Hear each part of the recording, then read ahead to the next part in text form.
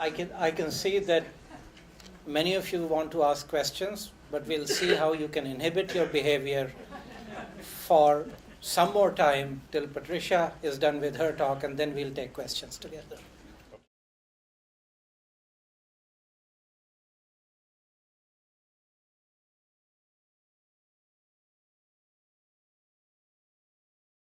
Let me introduce Patricia Kuhl.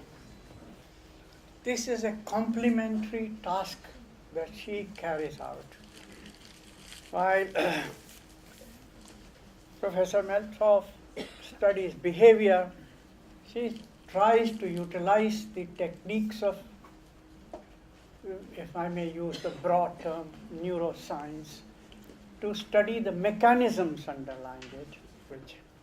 And that's very important for educationists to know what is the critical period when learning is at its best. So I won't stand between you and her and let her explain this in as elaborate and precise manner as you just heard of the behavioral component. Thank you very much. Well, it's wonderful to be here in India and to talk to you about language and the brain and how children learn. I think you heard a lot from Andy about the remarkable capacities of infants early in development. And of course, the skill of language acquisition is one of those fabulous mysteries. How in the world do children all over the planet learn the sounds of language and babbling at 7 months, and first words at 1 year, and 2 words at 18 months, and by 3 years of age they can talk your leg off. And that it doesn't matter where you are in the world, and children are able to do that. So it's been a mystery for a long time how language relates to the mind of the child. How does language represent the mind of the child, and how does language get into that brain? So I'm going to start by showing you some behavioral experiments that we began 20 years ago all over the world, doing studies with babies and how they're learning in the earliest months of life. But the highlight of my talk tonight will be some of the images that are coming from the new techniques that we're applying to study what's going on in the brain as the baby learns. So you see there a picture of a 6-monther in the magnetoencephalography machine. MEG for short. We'll show some movies of what you see when a child listens to a syllable or a word in their language. So we can now, for the very first time, study the function of the brain with millisecond accuracy and millimeter accuracy. At the same time, we've developed measures of brain structure. So you see here a brain, 433 areas that are labeled and segmented, and we can see the white matter and gray matter in every area of the brain, and study systems like language, systems like executive function, and systems like the reward system in the brain. How is it that these systems are linked when children acquire language? So it's fabulous for the first time to be able to look at a very young baby and see individual differences in the structure and function of the brain. So I also want to talk about helping children and families. So all of the learning studies that we're doing are indicating that babies learn earlier and learn more than anyone ever thought. So that has implications for society all over the world. Societies have to know this knowledge, and definitely parents and families have to know about this, because it makes a difference what parents are doing in front of children. If the brain is learning right from the beginning, then we have to do the right thing with the children to assist their learning. They're waiting, their brains are waiting for us to reveal things about the world so that the brain can map appropriate to the culture and the language. So let's start with something that our esteemed neuroscientist mentioned in the beginning of the introduction here, that biologists have told us for a long time that there are windows of opportunity, critical periods for learning. And in human beings, language is one of the best examples of a critical period. So if you look at this curve, find your age at the bottom, and then look at your skill level on the vertical axis for learning a second language. And what you see is that the children up until the age of 7 are geniuses. No matter what language or languages you put in front of them, if they listen to that language, they will learn it with great facility. 2 and 3 languages, 4 languages even. So they have an amazing capacity to learn. But look what happens as they age. So between 7 and 10 years of age, then 10 to 15 years of age, and after 17 years of age, after puberty, we change entirely our capacity to learn a language. It becomes much harder. It isn't impossible, but you use different brain structures to learn it, and you learn it less well. It never becomes automatic. Your understanding of the sound structure and your understanding of the grammar doesn't become automatic. So what magic are the children putting to work between 0 and 7 that you and I can't do anymore? We're not able to do it. Why not? What's different about the child's brain? And if this is true for language, might it be true for many, many different things about cognition and social learning and moral, value systems? Is there something special about that first 7 years in which culture and language seeps into the brain, marks it indelibly, and that stays with you for the rest of your life? It's possible that that is the way the brain works in general. So we began studying language many, many years ago, 20, 25 years ago. We did a behavioral test to study the first learning that children do for language, and the first learning they do is about the sounds. All languages have sounds, and we use the sounds to distinguish words. And every language uses a different set. We all use about 40 sounds, 40 consonants and vowels in English or in Hindi language that are used to distinguish words. So how do children learn which sounds are important? They have to do that to know how to learn words. At 1 year of age, they will learn words. Well, how do they know which sounds to pay attention to? So we had a behavioral task that we used I had labs in 8 different countries about 20 years ago, where we were not doing brain studies yet, we were doing behavioral studies. And I'll show you a little movie that illustrates how we tested the babies. The babies were sitting on the mother's lap. There was a person playing with toys, distracting the babies in this direction, and the babies were hearing a sound coming out of the loudspeaker like, ah, ah, ah. When the sound changes, they have 3 seconds to turn their heads and look in the direction of the sound change. Then they will see something fun if they do it correctly. So here's the movie to show you how that works. Can a baby as young as 6 Can you months make it old louder? hear the difference between 2 vowels? This baby is trained to look for the toy when the sound changes. She's being distracted, so she'll turn only when she hears the difference in sounds. The key question, will she turn before the toy lights up?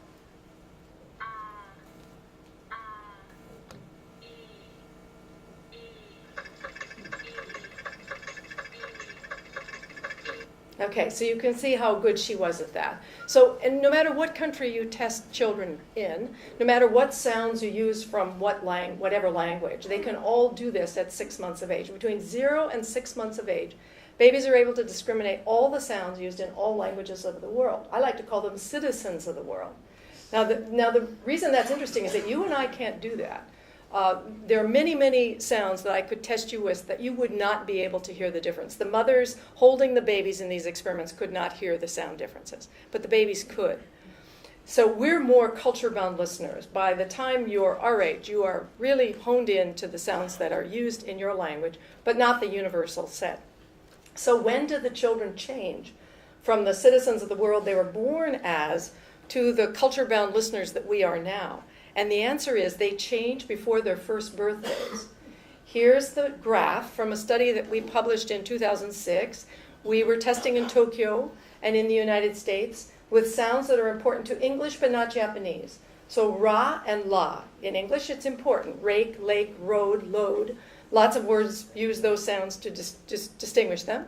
In Japanese it doesn't matter. R and L interchangeably used. So if you look at the graph, you can see that between 6 and 8 months of age, the babies in both cultures are equally good, about 65% correct, much better than chance, at discriminating the sounds. They're turning their heads at the right time. 2 months later, something really amazing has happened.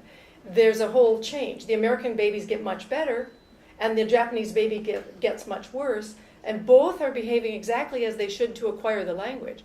The Japanese children should be ignoring R and L because it's not important to their language. But you wonder then what's happening in that 2 month, in that blue area? What's going on in the brain between 8 months and 10 months to change this citizen of the world to a more focused listener? So we are doing these kinds of tests now, not only behaviorally, but with brain measures. So when infants are wearing the little event-related potential EEG cap, there are sensors in the cap, and the same procedure is used. Changes to E, and you see that this brain wave, so the standard sound produces the blue wave, and then the red curve shows what happens when the sound changes. So there's a brain wave over in the left hemisphere near Broca's area that gives you a signal when the baby can hear that change from the background sound to the new sound. So whether it's behavior or brain, we get the exact same result. By 12 months of age, that child becomes a citizen of that country, is no longer a universal listener. So what's going on in the brain? And I'm here to tell you there are two things going on. One of them is highly computational. Babies, as they listen to us talk, it's like they have a computer in the head, and the computer in the brain is taking measurements as they listen to us talk. They're actually taking statistics, and I'll show you how that looks in a minute. What are they doing? They're listening, and they're sensitive to the distributional statistics of sounds that they hear. But there's something else that's going on, and that's social. So it's both computational and social, and that's really interesting. So here is a baby listening to a mother speaking in English, motherese. うわー、大きな茶色いお目目、そして綺麗な黒い髪。 Okay? So that is English and Japanese in what we call motherese, right? Motherese is that signal that we all, mothers, fathers, parentese, it's often called. We use a higher pitch and we slow down language and we say, hi, how are you? So it's very different sounding. Children love it and they choose it if you give them a choice. When they're listening to these kinds of signals, they're actually taking statistics, meaning they're sensitive to the number of sounds, the distributional frequency of sounds in the language. In Japanese, there's only Japanese R, so it's a unimodal distribution you see on the right. When you listen to English, the distribution is bimodal. There are R's and L's in that signal. You can change a baby's perception in the laboratory in 2 minutes by changing the distribution of sounds. Their brains are taking statistics. That's sort of amazing, don't you think? That they're listening and they're capable of taking distributional statistics. These experiments have been done not only with sounds, but at visual stimuli and with music. So the more frequent a pattern is heard by a child, that pattern gets impressed on the brain. And it helps children distinguish one event from another event. But it's not just statistics. And we know that because we've done experiments with babies where we bring them into the lab at the sensitive period, right at 9 months, and expose them to a brand new language for the first time. And we ask, can they take the statistics on a new language? So we brought babies in at 9 months of age, and we exposed them in America. They had never heard a foreign language. We exposed them to Mandarin Chinese.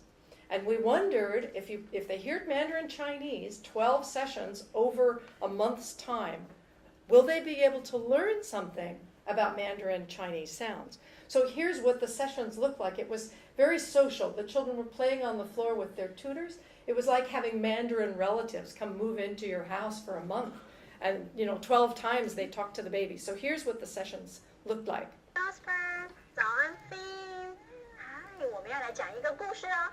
今天要讲的故事是小熊七七探险。 Oops. 小熊七七在这里，一个绿色的圈圈，绿色的圈圈，绿色的圈圈，转一下，转一圈，嘿，一圈，再一次哦，转二三。 Okay, so what did we do to their little brains by giving them 12 sessions of Mandarin Chinese at this age?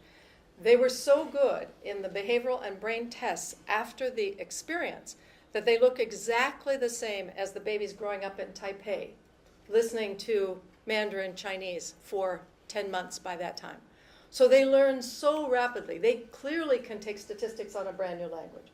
And we've done it for Spanish as well. If you expose the American babies to Spanish for the first time, they not only learn the sounds, they learn the word forms. They don't learn the meanings of the words, but their brains recognize words that they have heard during those exposure sessions. So if you play those commonly heard words as opposed to words in Spanish they had never heard, their brains are absorbing this information. Only 12 sessions in this magical period for sound learning. And then we decided, since they were learning so well, could they learn over a television set? Could they learn if they were watching a video? If it was the exact same information, exact same dosage, 12 sessions at the exact same time? So we ran another group of babies using a wonderful DVD, right? It's perfect. The screen was beautiful, and the kids would look at it and crawl up to it. And it looked as though they were paying very, very good attention. And so the graduate students said, I think they're going to learn a lot. They might even learn better from the machine than from the person.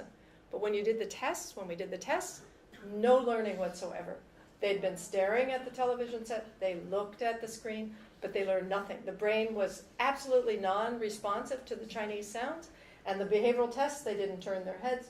There was no learning whatsoever. So in the live situation, we have perfect learning. When there's a human being in front of the child, perfect learning. When the television set was in front of the child, no learning whatsoever. So the social brain, as Andy was saying, the social brain has something to do with the children taking their statistics. The children have a computational brain, but people turn that computer on. Children, at least early in development, need to be interacting with people.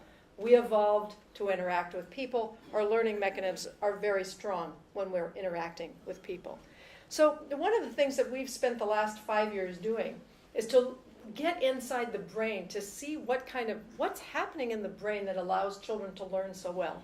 So we've been developing a toolbox for looking at young children's brains. And neuroscientists hadn't done very many studies on very young children. We know a lot about the adult brain, but not the baby brain. Now, why do we care about the brain between 0 and 5? Look at the growth of the brain in this slide. At 1 year of age, the brain is 70% of its total adult volume. By 5 years, it's 92%. So what's going on in that space? Well, synapses are growing and connecting. We're born with trillions of neurons. Trillion neurons are in place in the newborn, but they're not connected. The telephone wires aren't there. So the job of infancy is to connect all the cells to one another. So there's an exuberant growth of the synaptic connections between these neurons. And then the growth becomes so large that the 4-year-old, the 3-year-old, and 5-year-old, they have 3 times the number of synaptic connections that you and I have. They're over-proliferated. And then between about the age of 6 and puberty, they're pruned. Just like you prune a rose bush to make the branches get stronger, the brain prunes so that the remaining connections become stronger. If the baby brain doesn't prune, there are many, many disorders associated with a lack of pruning. So pruning, parents sometimes say, I don't want my baby's brain to prune. And we say, oh, you want the baby brain to prune. Pruning is good. It strengthens the connections. So now we've developed tools, structural MRI. This is a 9-month-old infant. For the first time, we can actually measure that brain in all of its areas. We can see that individual brain's lobes. And I'll show you later the 433 areas. We can isolate them and measure all the components. We can look at the concentration of gray and white matter here in the infant, in the 5-year-old, and then just for comparison, the white matter in an adult brain. So white matter and gray matter matters in this early developmental period. You can look at the number of words a child recognizes, understands at 9 months, and relate that to the concentration of gray and white matter in the language area. So this brain is growing depending on the information that we're feeding it. We can also, for the first time, begin to look at the fiber tracts. So we can do a diffusion tensor imaging with babies now. So here's a 9-monther. The blue, all of these blue and pink fibers are connecting across the corpus callosum. That's the biggest superhighway in the brain, connecting right and left hemisphere. And you can see when you get to the side view here, the view from the back, that little strong pink thread between the left and right hemisphere. So even in a 9-monther, you can see these connections. And by the time we send our children to school at 5, look at that brain, how connected it is. So these connections matter They reflect the environment of the child. We now have data showing how different the connections are in the brain of a monolingual and a bilingual. The connections in the brain are totally different. So we forge our superhighways based on experience. So these measures are going to be very helpful in showing us how the baby brain gets wired. Now, if you're interested in language, there are two areas of the brain. Again, our neuroscience, a neurosurgeon mentioned Wernicke's for listening and Broca's for talking and grammar, reading, and social interaction. And here's the fiber tract that connects those two, the arcuate. You can already, in a 9-monther and of course in a 5-year-old, identify those regions and show the arcuate fasciculus that connects those two. The strength of that arcuate, again, can be correlated to the strength of language in the brain. And in the adult, of course, these are elaborated areas and elaborated connections. So in these diagrams so far, I'm showing you the structural brain. So what I'm saying is that in this early period, we now for the first time can measure every detail about the structure of the baby brain. But we want to do more than that. We want to see it work. We want to see the machine up there really working. We want a functional brain measure. And that's where magnetoencephalography comes in. So here's our machine, the MEG machine, $2.5 million machine that is made by a company named Elekta in Helsinki. What it does is measure the magnetic field changes as millions of neurons fire together. So you have a machine that's allowing you to see structure in the brain. It's measuring it through SQUID devices. This is a SQUID device, superconducting quantum interference device. 306 of those inside the helmet. And the machine looks like a hairdryer. And the baby or the adult, any age, can be tested, sits in the hairdryer. All of those squids are measuring, and then the engineers and physicists, we have a large team of neuroscientists working with engineers and physicists, can pinpoint with millisecond and millimeter accuracy where in the brain the activity is. Now, our claim to fame in Seattle at iLabs, we were the first in the world to put a baby in an MEG machine. It's a perfectly safe, non-invasive machine. It's noiseless. This machine is running. The baby's listening to sounds over earphones in an insert earphone, and you can hear there's no noise. Not like MRI where there's big clanking, fMRI machines make a lot of noise, 110 decibels. This is a perfectly silent machine. And we're tracking the baby's head with pellets. There's 4 pellets on the head. So as the baby moves and plays with something or does a cognitive activity, we know exactly where the brain is. Where's Broca's area? We know exactly where it is. So what kind of movies can we see? So I'm going to show you the brain of a 12-monther, and the 12-monther is listening to syllables in English and Spanish. And this is a monolingual. So by 12 months, this baby already knows English is my language, and Spanish is not. Spanish is a strange language to me. So let's look at what we can see when we layer all of the information together. There's the brain of this 12-monther. 433 areas marked. We can measure the gray and white matter. We're interested in the 2 areas in the auditory cortex where the sound is going to come in, Wernicke's, and 2 areas of Broca's. And here's the arcuate for that baby connecting the auditory and the Broca's area. The bubbles that you see represent the magnetic activity in the brain as the baby hears an English syllable. Look at the activity both in the auditory and the Broca's area, which is getting ready to talk back.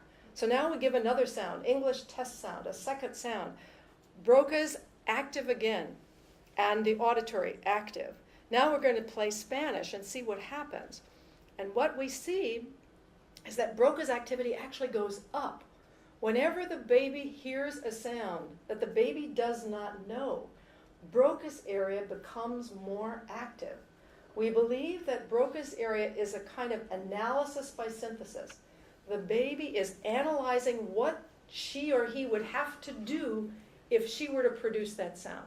That baby is getting ready to talk back. So when you listen, when the children are listening, their motor systems, and this is a planning area. Broca's is where you get ready, you plan your motor movements.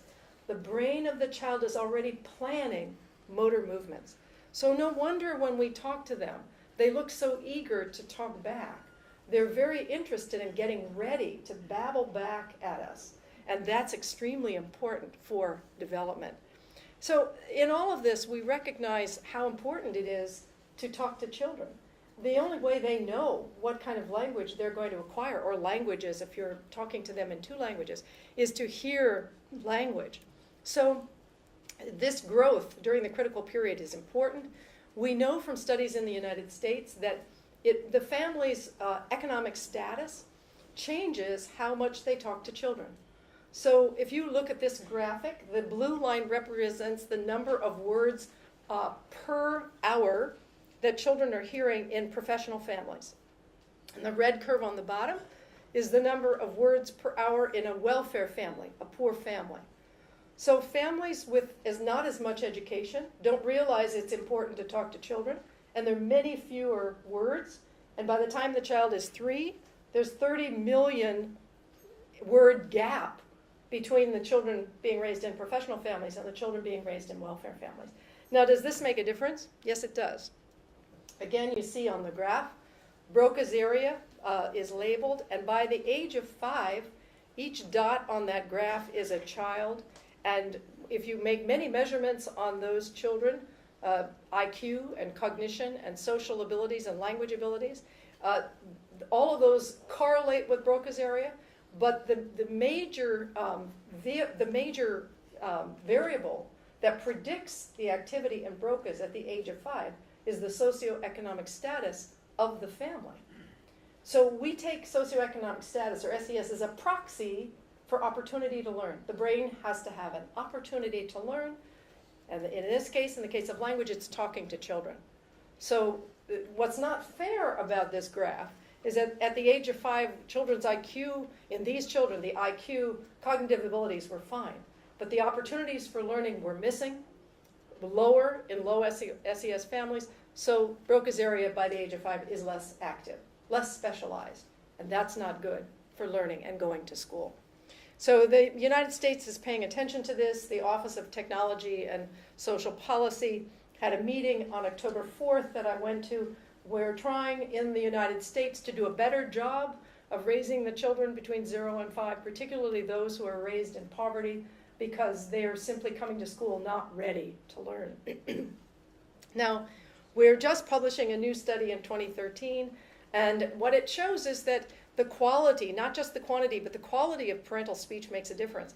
If you look at the graph on the left, each dot is a family, a mother-infant pair, and what we're contrasting here, we're recording the babies with a microphone at home for 4 days straight. So the babies are wearing a little miniature microphone made by the Lena Foundation, and the microphone is 1 ounce, and it has extraordinary quality.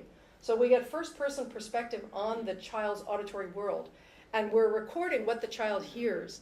And on the left, it's how much the parents in the home are using parentese. So the hello, how are you kind of speech, as opposed to what I'm talking now, adult-directed speech. If you look at the graphic, you can see it makes a difference. The more parentese that occurs, the more babbling the child does, and when we correlate it with later word development, the more words the child is producing. So parentese is good for babies at home.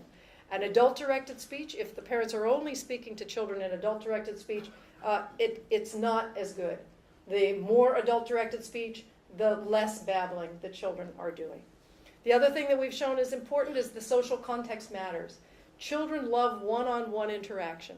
So on the left, you're seeing the results of the correlation between how much one-on-one, one parent, one child, as opposed to a group of adults with the children. Even if we're talking to children in a group, it's good, but not as good as if we're one-on-one. So this is news for parents. One-on-one communication is important, and speaking parentese is important. Another study that we're doing in the United States, I think in India the children are exposed to many languages. In America it's basically one language. We are very monolingual. But there are some families that are raising their children in Spanish, English, bilingual environments. We've been studying them to see how are they doing with their 2 languages. The brain measures taken every 6 months are showing that as long as the parents are talking to the children in both languages, they do wonderfully. They acquire the sound structure, the words, the sentences, they're doing beautifully. You have to talk to them in both languages.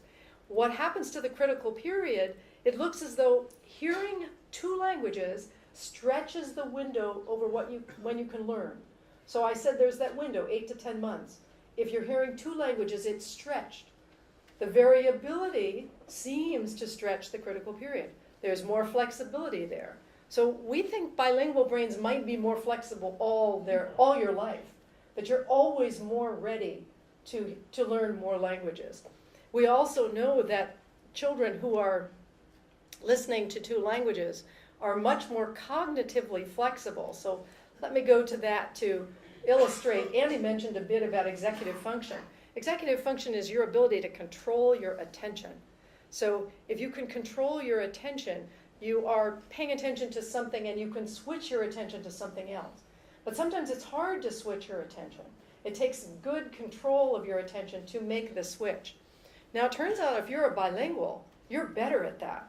Your brain is exercised because you've all your life been toggling back and forth. Is it English or Spanish? Which language am I listening to? Is it French or Tagalog? So that exercise in the frontal cortex is very good for the brain, not just for language, but for cognitive tasks that involve control of attention.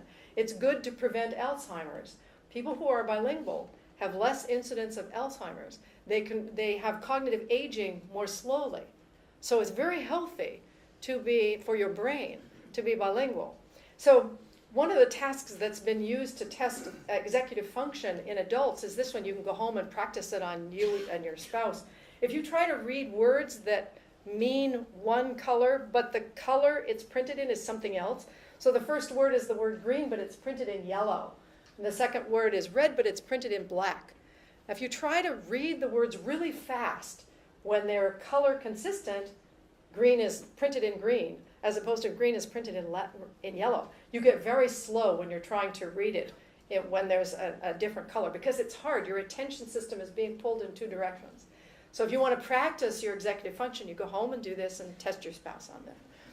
But babies even are better if they're bilingual. They're better at these executive function tests. Now we can't give them this Stroop task, but we can give them toys in a plexiglass box and let them play to get the toy out of the box and then change the rules. So here we have a monolingual child, and on the left here I'll play a little movie. So she's watching a toy being hidden in a plexiglass box, and then we give her a chance to pull it out.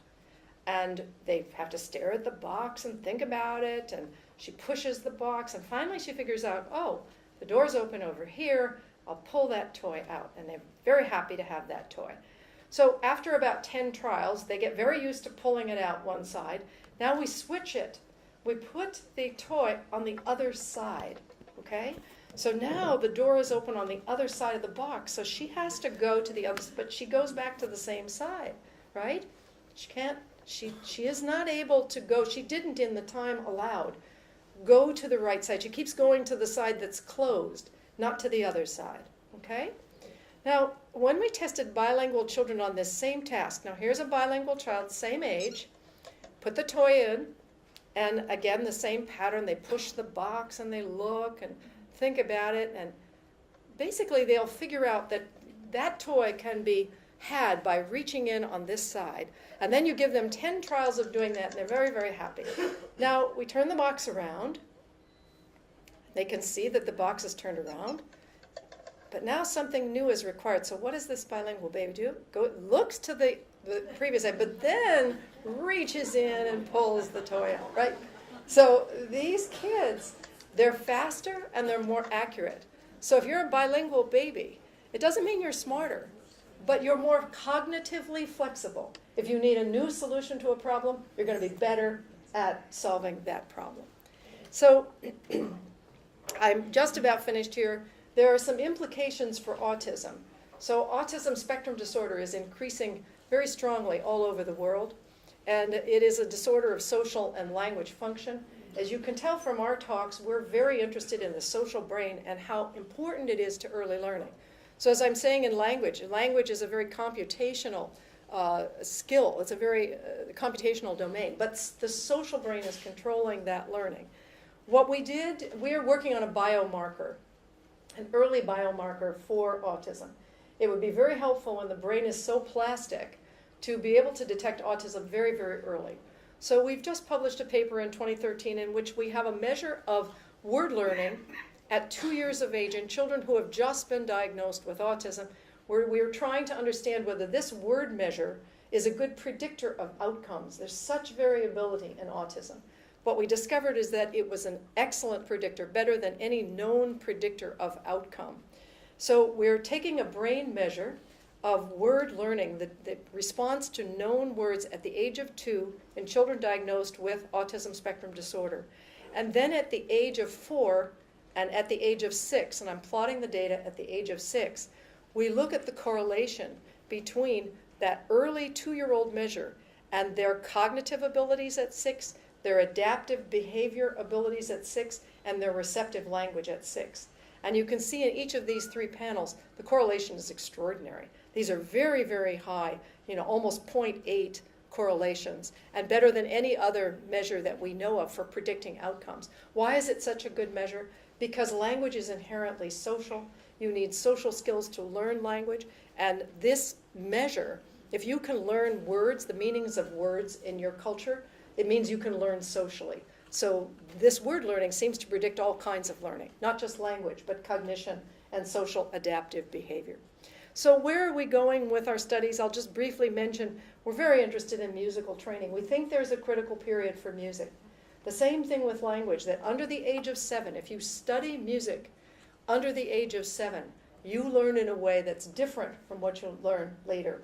So this is an exposure experiment, just like the language. Babies come in for 12 sessions. It's very social. And they listen to a rhythm. And they play the rhythm with their drums.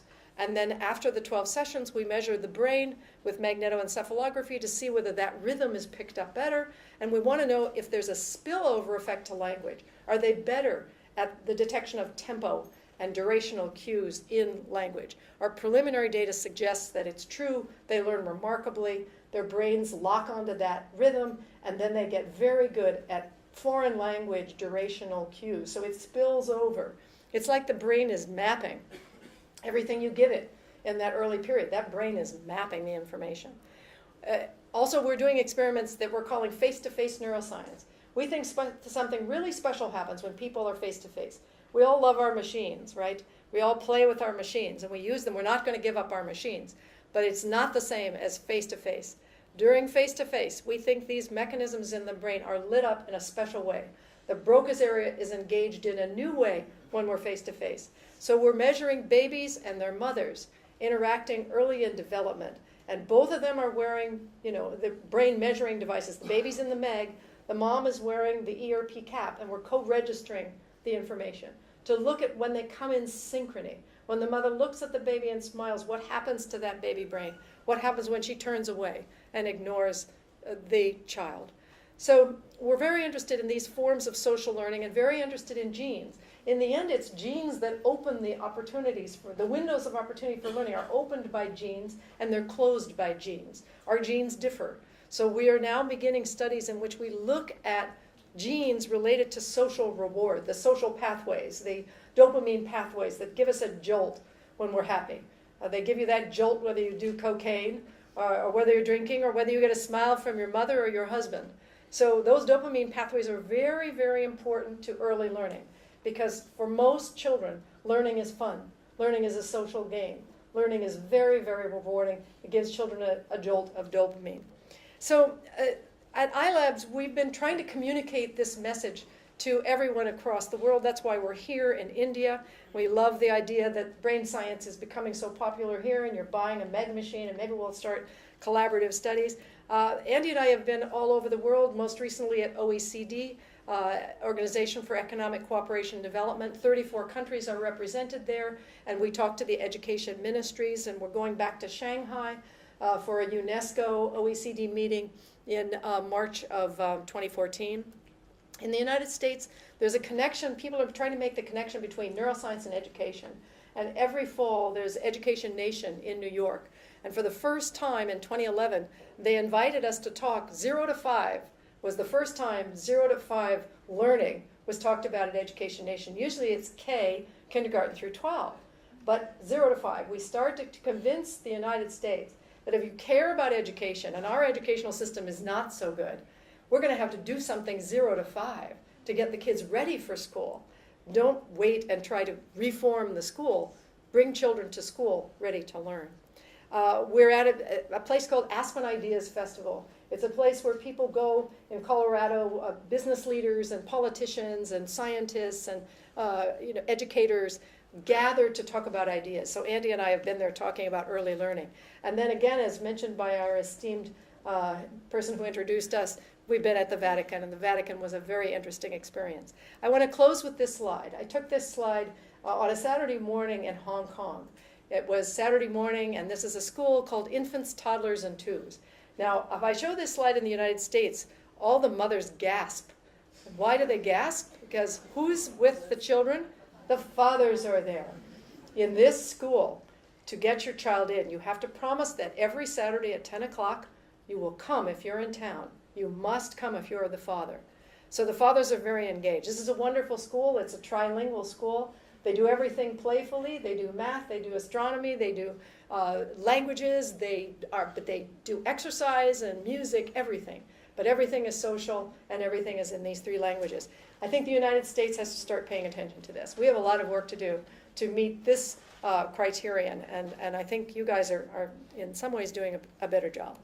In the U.S., we're partners with our funders, and we appreciate so much. It takes a lot. As you all know, it takes a lot to do science and do research, and we so appreciate the support that we're getting in the United States for this work. So with that, I'll bring to a close, and Andy can come up and we'll take some questions.